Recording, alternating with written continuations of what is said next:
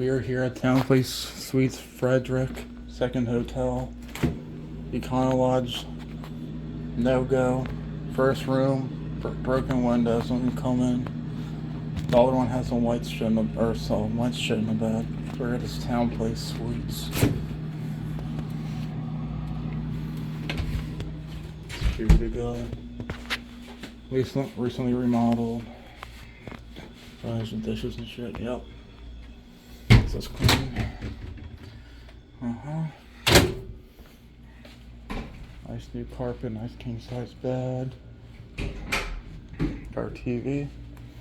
Here's our bathroom, nice new shower. King size bed. Already look nice and clean.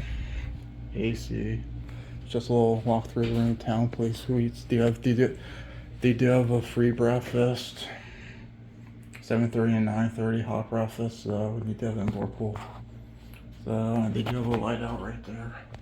But here's that house. Right there. Here's the bathroom. And yeah, please like, share, and subscribe.